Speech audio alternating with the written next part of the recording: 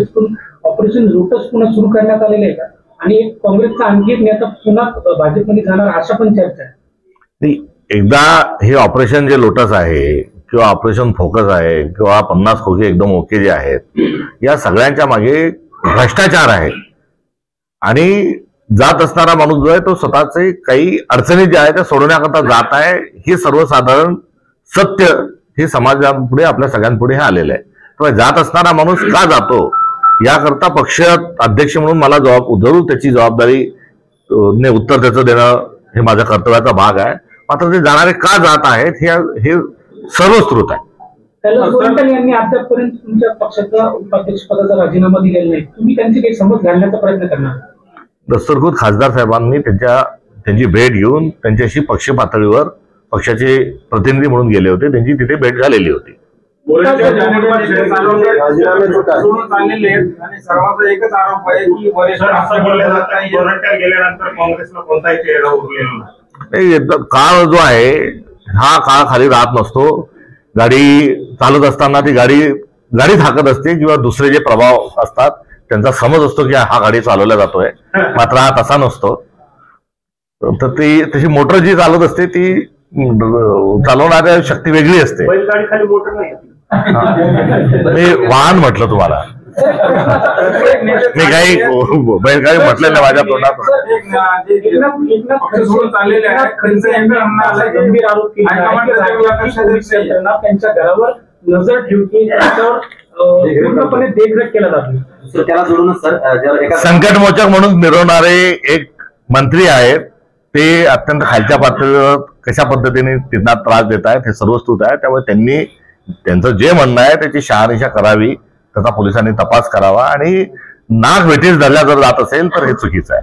तर लोकसभेमध्ये ऑपरेशन सिंधूवर नेते सोडून चालले, भरपूर आता गळती लागलेली काँग्रेसला. आणि त्या प्रत्येकाचं एकच म्हणणं आलंय की हायकमांड आमच्याकडे लक्ष देत नाहीये, आमचं त्यांच्याकडून कोणी सुनावणी करत नाहीये. एकीकडे भाजपचा जसा दबाव आहे तुम्ही म्हणताय की त्यांना ब्लॅकमेल ईडिंग काय काय असेल त्याच्यावर कायदे कारवाई करण्यासाठी त्यांचे वरिष्ठ त्याच्याकडे बघत नाहीये. हा द्राक्ष आंबट या प्रवर्गातील आरोप आहे. पक्ष हा सगळ्यांशी चर्चा करण्याकरता तयार आहे. 24 तास उपलब्ध पक्षाची निरीक्षकांची पद्धती एक सिस्टीम लावलेली आहे. त्यामुळे प्रत्येकाचं हिअरिंग आहे. प्रत्येकाच्या शंका ज्या असतील त्याचं समाधान केलं जाईल आणि सगळ्यांनी सोबत आपण राहून चालावं हे पक्षाचं धोरण आहे. त्यामुळे हिअरिंग नाही, ऐकलं जात नाही असं नाही. कारवाई करायला आम्ही तयार आहोत. नवीन इंटरव्ह्यूच्या माध्यमातून आता नवीन तालुका अध्यक्ष होत आहेत. नवीन पक्ष बांधणीची प्रक्रिया सुरू झाली. लवकरच नवीन कार्यकारिणी पण जाहीर होणार आहे. त्यामुळे पक्ष बांधणीची कारवाई जी आहे ती सुरू आहे. ज्यांना थांबायचंच नाही तर ते खोटे नाटे आरोप करून पक्षातून जात आहेत. त्यामुळे त्यांना खूप गांभीर्याने घेण्याची आवश्यकता नाही. त्यांच्या जागी नव्या दमाची टीम जोडणं ही काँग्रेस पक्षाची भूमिका आहे.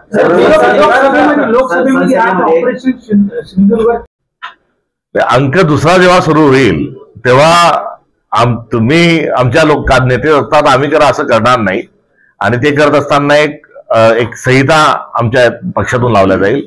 आणि आपण इथे बघत असाल की काँग्रेस पक्षाच्या आता संपर्क जालन्याच्या आमच्या खासदार मोदयांच्या कार्यालयात आजचं वातावरण काय, हा जो उत्साह आहे या ठिकाणी कार्यकर्त्यांची जी रेलचेल आहे ही सर्व काही येणारा काळ कसा राहील याची ते सुतोवाची त्यांच्या उपस्थितीतून होत आहे. कार्यकर्त्याला मोठं करणं आणि त्याकरता प्रशिक्षण, स्थानिक स्वराज्य संस्थांकडे बघणं या गोष्टी आम्ही करणार आहोत. त्यामुळे आयात या गोष्टीवर आणि निर्यात या गोष्टीवर दोन्हीवर आमचा विश्वास नाही. त्यामुळे पक्षातल्याच कार्यकर्त्यांना आगामी काळात संधी देण्याचं पक्षाचं धोरण आहे. अनेक रोगांचा आणि अळीचा प्रादुर्भाव झालेला आहे. शेतमालाला कुठल्याच पद्धतीने भाव नाही आणि सरकारने कर्जमाफीची केलेली जी घोषणा आहे ती घोषणा अंमलात न आणल्यामुळे आत्महत्या वाढायला लागलेल्या आहेत. त्यामुळे शेतकऱ्यांची ताबडतोबीनं ही कर्जमाफी दिलेल्या आश्वासनाच्या नुसार या सरकारनं करावी. तर दुसरीकडे अन्याय आणि अत्याचाराची प्रकरणंही वाढत चाललेली आहेत. महिलांवरील अत्याचार असतील, मॉब लिंचिंग सारखे प्रकार हे महाराष्ट्रात वाढायला लागलेले आहेत. पुरोगामी महाराष्ट्र म्हणून महाराष्ट्राची जी ओळख आहे त्या ओळखीमध्ये शिवशाहू फुले आंबेडकरांचा महाराष्ट्र याचा आग्रह धरण्याच्या अनुषंगानं सातत्याने संतांची परंपरा आपल्याला लाभलेली आहे, तर नंतरच्या काळात समाज सुधारकांची देखील परंपरा महाराष्ट्राला लाभलेली आहे. मात्र अशा परिस्थितीत कोणीही सरकारच्या विरोधात ब्र शब्द काढू नये करिता जनसुरक्षा कायद्यासारखे अन्यायकारक कायदे देखील ही महाराष्ट्रात आणल्या जात आहे. तात्पर्य लोकशाही गुंडाळून ठेवण्याचे काम हे आज रोजी सुरू आहे आणि या सगळ्या पार्श्वभूमीवर आज विरोधी पक्ष म्हणून काँग्रेस हा देशभरात काम करत आहे. संसदेमध्ये काँग्रेसचे आमदार खासदार सर्व जे आहेत हे एकसंघ राहून त्या ठिकाणी मोदी सरकारचा विरोध करीत आहेत. राहुल गांधींचं सक्षम आणि समर्थ नेतृत्व आहे काँग्रेस पक्षाला हे लाभलेलं आहे.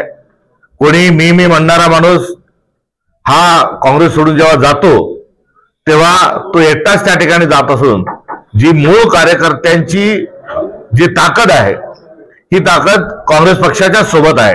त्यामुळे काँग्रेस पक्ष हा नेत्यांचा नाही, हा कार्यकर्त्यांचा पक्ष आहे आणि कार्यकर्ता आज देखील हा काँग्रेसच्या सोबत आहे. तर भारतीय जनता पक्षाच्या विरोधात देशभरामध्ये संघर्ष करणारा आणि देशभरामध्ये कार्यरत असणारा काँग्रेस हा एकमेव पक्ष असल्याचं देखील या ठिकाणी विनम्रतेने आपल्या सगळ्यांच्या निदर्शनास आणून देऊ इच्छितो. त्यामुळे पक्षात राहून अनेक लोकांनी तिकीटं घेतली, मोठमोठे पदं भूषवली, मात्र आता भय आणि लालच या खेळामध्ये ते पक्ष सोडून जे जात आहेत तर त्यांना आमचा नांदा सौख्य भरे, गेल्या घरी सुखी राहा हा त्यांच्याप्रती असणारा आमचा संदेश आहे. तर काँग्रेस पक्ष हा नेत्यांमुळे नाही कार्यकर्त्यांमुळे असल्याचा या ठिकाणी मी पुनरुच्चार करतो. भारतीय जनता पक्ष ही चेटकीन आहे आणि ही चेटकीन काँग्रेस पक्षाचे कार्यकर्ते आणि नेते ही चटकीन खात आहेत आणि यांच्याजवळ स्वतःचे नेते नाहीत. आणि आता आपल्याला राजकारण करताना हे नेते काँग्रेस पक्षातून ते आयात करीत आहेत. त्यामुळे एकंदरीत चित्र जे आहे तर काँग्रेस मुक्त भारत करणारा भाजपची घोषणा होत असताना आता काँग्रेस युक्त भाजप ही झाल्याचं देखील एक आत्ताची वस्तुस्थिती आहे. कितीही जण पक्षाच्या अनुषंगाने आमचे नेते जर सोडून जात असतील तरी येणाऱ्या स्थानिक स्वराज्य संस्थांच्या निवडणुकीत आणि आगामी काळात आम्ही एक दैदिप्यमान काँग्रेसच्या माध्यमातून यश प्राप्त केल्याशिवाय राहणार नाही. हे संघटनेचं एकंदरीत वातावरण आहे हे देखील या ठिकाणी विनम्रतेने आपल्या पुढे सांगू इच्छितो.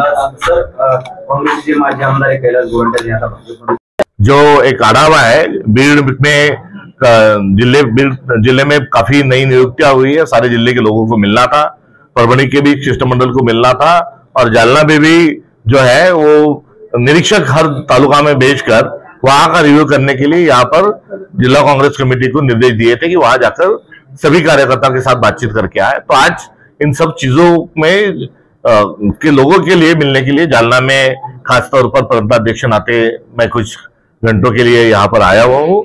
और जो पार्टी छोड़ के जो जाने वाले लोग हैं तो जो जाने वाला पार्टी छोड़ के लोग हैं तो पार्टी बहुत सारे लोगों ने इसके पहले छोड़ी है.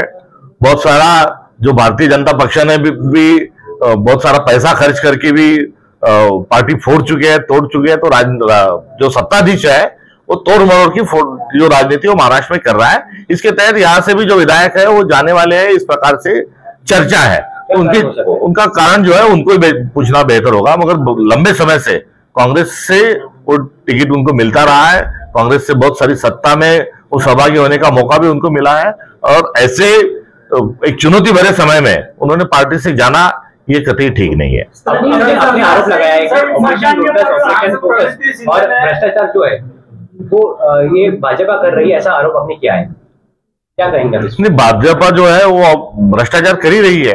जो समृद्धि महामार्ग है उस समृद्धि महामार्ग में 20,000 करोड़ का भ्रष्टाचार हुआ है और उसके जो बुड़बुड़े जो है वो उसकी शुरुआत जो है वो जो हनी ट्रैप जो है सेक्स स्कैंडल का जो हनी ट्रैप है उसके माध्यम से वो बाहर आ रहा है.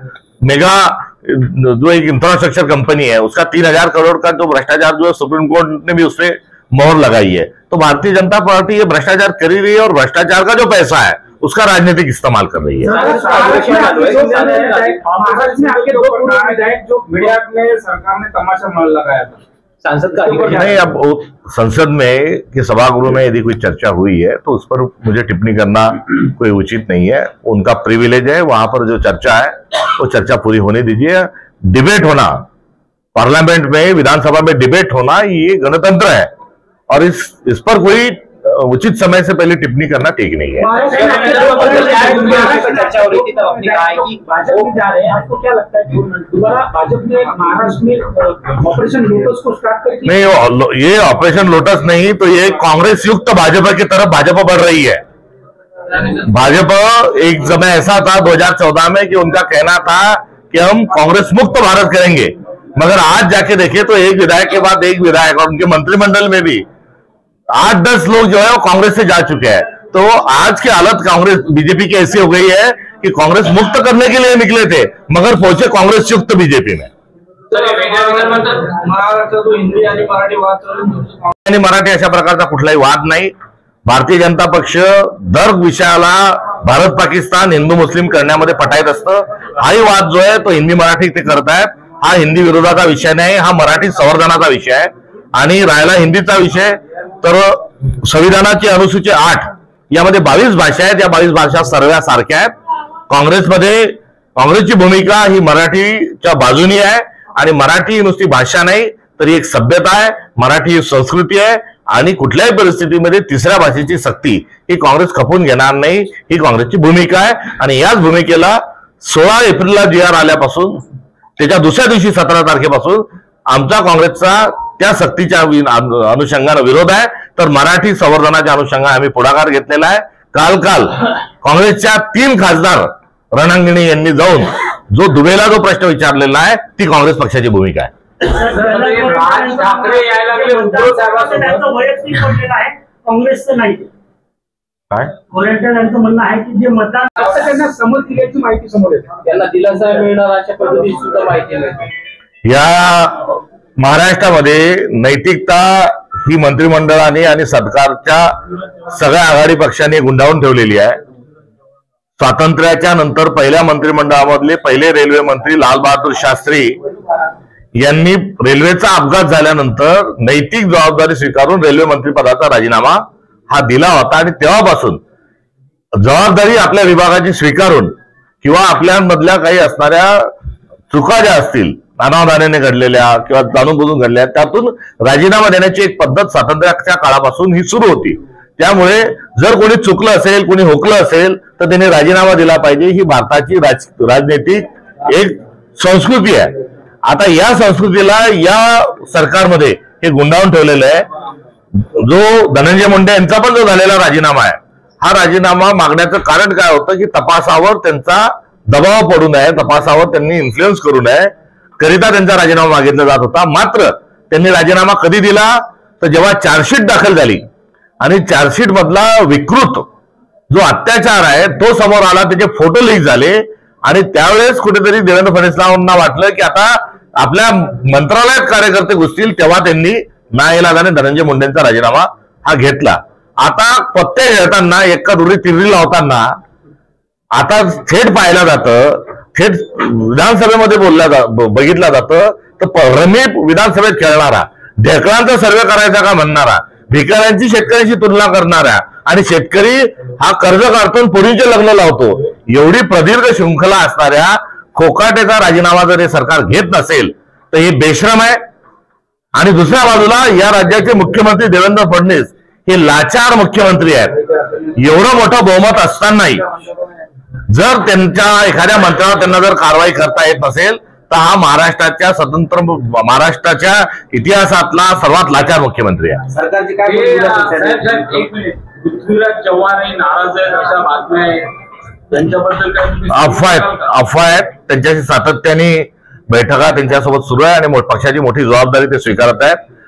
मतदार यादीमध्ये झालेल्या धांदलच्या अनुषंगाने एक समिती गठीत झालेली आहे आणि ते त्याचे प्रमुख आहेत। अत्यंत चांगल्या पद्धतीने पक्षामध्ये त्यांचं योगदान लाभत आहे। सर हिंदी में बताइए, आज आप जालना में आए थे, क्या कारण था? गलती लागली असं वाटतंय का तुम्हाला? काँग्रेस ही मजबूत या देशातला सर्वात जुना पक्ष आहे आणि ज्या काही विरोधी पक्ष म्हणून जी भूमिका आहे ती काँग्रेस पक्ष आज या ठिकाणी करत आहेत। नेते हे जरूर मागच्या काही दिवसांपासून महाराष्ट्रातील अनेक नेते जात आहेत, कोणी ईडीच्या भीतीमुळे जात आहेत, अजून कोणी काही दुसऱ्या भीतीमुळे जात आहेत किंवा लालचेतून जात आहेत, तेव्हा भय आणि लालच हा एकंदरीत असणारा भाजपचा खेळ आहे. आणि भारतीय जनता पक्षाला दुसऱ्या पक्षाचे नेते त्यांच्या पक्षात घेताना लाज वाटली पाहिजे. आणि ही त्यांनी आता लाजही त्यांची जी आहे ही गुंडाळून ठेवली आहे. विधान भवनाचा त्यांनी विधानसभेला क्लब केलाय, तर विधानसभेचा परिसर हा WWFची आता आखाडा केलाय. आणि महाराष्ट्रभर त्यांनी आता कुठेही तत्व किंवा प्रणाली बाजूला ठेवून सरसकट काँग्रेसला फोडा अशा स्वरूपाची जी भूमिका घेतलेली आहे ही त्यांचा पक्ष पोकळ आहे. त्यांना नरेंद्र मोदींचा फार ठिकठिकाणी ते गवगाव करत असतात, मात्र त्यांच्याजवळ कोणताही करिश्मा राहिलेला नाही. त्यांना दुसऱ्या पक्षातले नेते आयात केल्याशिवाय स्वतःचा पक्ष टिकणार नाही, ही त्यांच्या पक्षाला लागलेली दुसऱ्या बाजूला ही गरगर आहे असं म्हटल्यासही आगामी काळाच्या संदर्भाच्या अनुषंगाने चुकीचं ठरणार नाही. तुम्ही कुठं कमजोर आहेत असं म्हणता येईल. सातत्याने काँग्रेस पक्षातून जात असणारे जे लोक आहेत ती का जात आहेत हे सर्वश्रुत आहे. त्यामुळे त्यांना ब्लॅकमेल केला जात आहे. महाराष्ट्रभराचा संदर्भ घेतला तर त्यांना ब्लॅकमेल केला जात आहे किंवा स्वतःचं चांगलं करण्याच्या अनुषंगाने ते कुठेतरी जात आहे. ते एकंदरीत हे देशाचं एक चित्र आहे. त्यामुळे जो माणूस वारंवार आमच्या पक्षाकडून उभा राहिला हा जात असताना आमची निवड चुकली होती का काही वर्षांपूर्वी, हाच एक प्रश्न निर्माण होतो. कारण आता हा संघर्षाचा काळ आहे आणि या संघर्षाच्या काळात लाभार्थी म्हणून वावरलेले आणि लाभार्थी म्हणून चांगलं करून गेलेली माणसं आज जर पक्षाच्या विचारधारेसोबत जर राहत नसतील तर आमची निवड कुठेतरी याच्या पहिल्याच्या काळात चुकली होती. आता हा एक पहिला अंक भाजपने जो सुरू केला आहे हा अंक झाल्यानंतर दुसऱ्या अंकाचा पडदा उघडल्यानंतर मराठवाड्यामध्ये आपल्याला बरेच धक्कादायक आणि बदलता फिरता रंगमंच जो आहे तो झालेला आढळून काँग्रेस सोडताना काँग्रेसवर नाराजी व्यक्त केली, तिकीट देऊन आम्हाला वाऱ्यावर सोडलं विधानसभेमध्ये अशा प्रकारची खंत देखील व्यक्त केली. त्याचबरोबर जालन्याचे काँग्रेसचे खासदार आहेत त्यांच्यावर पण त्यांनी नाराजी व्यक्त केली. वाऱ्यावर वरात काढणं किंवा वाऱ्याला लाथा मारणं हे चुकीचं असतं किंबहुना जाताना कुठेतरी एक आरोप करावे लागतात. त्यातला हा असणारा एक भाग आहे. काँग्रेस जेव्हा तिकीट देतं तेव्हा भारतातला सगळ्यात जुना पक्ष हा तिकीट देत असताना अनेक कार्यकर्त्यांची हयात चालली जाते, मात्र त्यांना पंजा मिळत नाही. वारंवार पंजा मिळालेल्या माणसांनी अशा प्रकारचं वक्तव्य करणं म्हणजे कुठेतरी हा पक्षाने केलेल्या उपकाराचा आणि दिलेल्या संधीचा हा अपमान आहे. प्रदेश उपाध्यक्षाचा राजीनामा दिलाय का त्यांनी? अद्यापपर्यंत त्यांचा राजीनामा हा पक्ष पातळीवर पोहोचलेला नाही. हे काँग्रेस भाजपमध्ये जात असताना तुमच्याशी काही त्यांचा संपर्क झाला होता का, चर्चा झाली होती, त्यांनी काही नाराजी व्यक्त केली? त्यांनी मी प्रदेशाध्यक्ष झाल्यापासून जो 4 महिन्याच्या काळात माझी त्यांच्याशी वारंवार भेट झाली. त्यानंतर मी शेजारच्या जिल्ह्यातील आहे त्यांच्याशी असणारे संबंधही जुने आहेत. या सगळ्या पार्श्वभूमीवर बोलत असताना त्यांनी कधीही कुठेही पक्षाच्या घटनेबद्दल, पक्षाच्या नेत्याबद्दल किंवा झालेल्या प्रसंगाच्या अनुषंगानं कुठेही नाराजी ही व्यक्त केलेली नव्हती. त्यांची चौकशी होईल असं पण चर्चा सुरू त्या दाखवणं गेल्या असं वाटतंय. हे त्यांना विचारण्याचा अधिक संयुक्ती योग्य राहील. मात्र अशा प्रकारे पण कैलास गोरंट्याल यांच्या संदर्भात तुमच्याकडे वरिष्ठांकडे काही तक्रारी आल्या होत्या आणि त्या तक्रारीच्या अनुषंगाने त्यांच्यावर कारवाई होईल या भीतीने त्यांनी पक्ष सोडण्याचा निर्णय घेतला असं म्हणता येईल. पक्ष ते सोडत आहेत. पक्षाने वारंवार त्यांना संधी दिलेली आहे. ते जाण्याच्या अनुषंगानं त्यांनी काही अडीअडचणी असतील तर त्या सोडवण्याच्या अनुषंगानं दस्तूरखुद्द खासदार महोदयांनीच त्यांची जाऊन भेट घेतलेली होती. इतपर त्यांनी त्यांचा निर्णय घेत असल्याचे समजते. त्यामुळे त्यांना चालल्या घरी सुखी राहा याच्याशिवाय मला यावर काही टिप्पणी करायची. अशी पण माहिती समोर येते की विधानसभा निवडणुकीत काही काँग्रेसच्या कार्यकर्त्यांनी त्यांची कामं केली नाही म्हणून त्यांचा पराभव झाला आणि कल्याण काळे यांच्या वेळेस सुद्धा कैलास गोरंट्याल काम केलं नाही म्हणून असा पण आरोप झालेला होता. यातून ते पक्षातून बाहेर पडताय का? हा काही पक्ष अंतर्गत पक्षाच्या अनुषंगानं कुठेही आरोप करून जात असताना त्यांना जाण्याकरता, दुसऱ्या पक्षात जाण्याकरता त्यांचा निर्णय त्यांनी तो निर्णय त्यांच्या स्वखुशीने घ्यावा. यामध्ये पक्षाला पार्टी करण्याचं कुठलंही कारण नाही, नाक ओढण्याची आवश्यकता नाही. परभणीमध्ये सुरेश वरपुडकर असतील, जालन्याचे कैलास गोरंट्याल असतील, सगळे भाजपमध्ये जात आहेत. लाडकी बहीण योजना जी आहे जी सरकारनं निवडणुकीपूर्वी आणली होती त्यामध्ये 4,800 कोटींचा घोटाळा झाल्याचा आरोप सुप्रिया सुळे यांनी केला. लाडकी बहीण योजनेमध्ये वेगवेगळ्या पद्धतीचे जे गोंधळ आहे ते समोर येत आहेत. पहिल्यांदा या लाडक्या बहीण योजनेला फिल्टर लावलं, त्याच्यामध्ये लाखो अर्ज बाद ठरवले. आता लाखो अर्ज जे बाद ठरवले त्यांना आधीच 6 महिने आधीच त्यांना अनुदान दिलं गेलं होतं. तर तो बोगस आकडा कसा आला, तो सँक्शन कोणी केला, हा सरकारच्या पैशाचा अपव्यय कसा झाला, याचा जो लेखाजोखा आहे हा कुठेही मांडला गेला नाही, याची रिकव्हरी कुठेही झाली नाही. तो एक गोंधळ आधीच झालेला आहे. तर एवढंच नाही तर नुकताच लाडक्या बहिणीमध्ये काही पुरुषांनी देखील लाभ घेतल्याचे प्रकरणं अनेक समोर आलेली आहेत. तर कुठे नोकरीवर असणारे लोक याच्यामध्ये लाभ घेतात आहे, असे अनेक प्रकरणं समोर आलेली आहे. त्यामुळे लाडकी बहीण योजना या योजनेमध्ये मोठं स्कॅन्डल असण्याची आणि मोठा घोटाळा असण्याची शक्यता नाकारता येत नाही. त्यामुळे याचा वस्तुनिष्ठ चौकशी ही झालीच पाहिजे. देवेंद्र फडणवीसांचा वाढदिवस झाला आणि शरद पवार साहेब आणि उद्धव ठाकरेंनी विशेष लेख लिहून त्यांचं अभिनंदन केलं. तर हे याच्याकडे कसं बघता तुम्ही? महाराष्ट्रामध्ये सभ्य सुसंस्कृत राजकारणाची एक सुरुवात ही संयुक्त महाराष्ट्र जाहीर झाल्यापासून किंबहुना त्याच्या आधीपासून ही सुरू होती. मतांची भिन्नता असली तरी मनांची भिन्नता असू नये. विरोधी असला तरी राजकीय विरोध हा वैचारिक पातळीवरचा असावा, व्यक्तिगत पातळीचा तो विरोध नसावा, अशा प्रकारची महाराष्ट्राची संस्कृती आहे. किंबहुना भारतामध्ये नेहरूंच्या काळामध्ये तशाच प्रकारची संस्कृती जोपासल्या जात होती. अटल बिहारी वाजपेयी आजारी असताना राजीव गांधींनी देखील त्यांची व्यक्तिगत काळजी घेऊन असताना आरोग्याची चौकशी करण्याचेही उदाहरण आपल्या देशामध्ये आहे. मात्र अलीकडच्या काळात शेलक्या भाषेचा वापर करणे, अत्यंत खालच्या पातळीवर टीका टिप्पणी करणे, यामुळे एक सभ्य सुसंस्कृत समाजाचं स्वप्न जे आहे हे कुठेतरी भंगतंय का, अशा प्रकारचं एक चित्र आहे.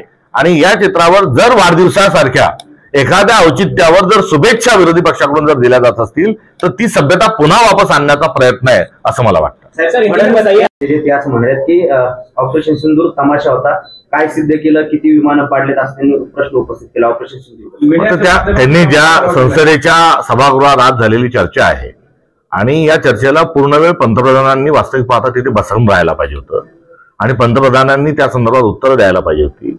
याआधी झालेल्या ऑल पार्टी मिटिंगमध्येही पंतप्रधान नव्हते. ऑपरेशन सिंदूरच्या नंतर जी सभा झाली त्याही ठिकाणी नव्हते. आणि सातत्याने या विषयावर देशाच्या नागरिकांना काही गोष्टी ज्या आहेत देश म्हणून त्या जाणून घेण्याचा अधिकार आहे. पहिल्यांदाच काही अशा प्रकारचा आंतरराष्ट्रीय तणाव हा निर्माण झालेला नाही. स्वातंत्र्य मिळाल्याच्या ताबडतोबीपासून 1947 पासून तर कारगिलपर्यंत असे अनेक प्रसंग आले आणि प्रत्येक प्रसंगाच्या वेळेस संसदेमध्ये त्या वेळेच्या पंतप्रधानांनी अत्यंत जबाबदारीने उत्तर दिलं आणि देश म्हणून सर्व एकसंघ राहण्याची भूमिका ही भारताने घेतलेली, हा भारताचा इतिहास आहे. मात्र आता पंतप्रधानच त्या चर्चेत सहभागी होत नसतील किंबहुना पळ जर काढत असतील तर दुर्दैवी आहे. त्यामुळे सगळ्या खासदारांनी जे केलेले आरोप आहे त्या आरोप नसून ती एक भावना आणि असणारी त्यांचा तो विशेष अधिकार आहे. त्यावर आता पंतप्रधानांनी देशाने उत्तर त्याचं दिलं पाहिजे. सर बहुत सारे लोग जो है कांग्रेस के इतने आसानी से जो है पक्ष छोड़ते जा रहे हैं, सुरेश वरपुड़कर हो या कैलाश गोरंट्याल, तो पक्ष के जो वरिष्ठ जो ऊपर की जो नेता होते उन्होंने उनकी समझ निकालने का कोई प्रयास किया नहीं. यहाँ तो कल्याणकारी ने मुलाकात की, लेकिन उसके अलावा और लोगों ने कुछ समझ निकालने का प्रयास किया है क्या, या फिर आप उसमें कामयाब नहीं रहे? जो जाने वाला है उसके जाने के कारण बहुत सारे अलग अलग हैं, इसलिए उसको ना समझ है तो उसकी समझ दूर कर सकते हैं. गोरंट्याल के साथ कितने नगर थे जाने के लिए उसको कुछ सर उस पर कोई ज्यादा मैंने उनके बारे में जरूरत से ज्यादा बात कर दी है. कोई दूसरा सवाल है तो प्लीज दीजिए. दूसरा प्रश्न है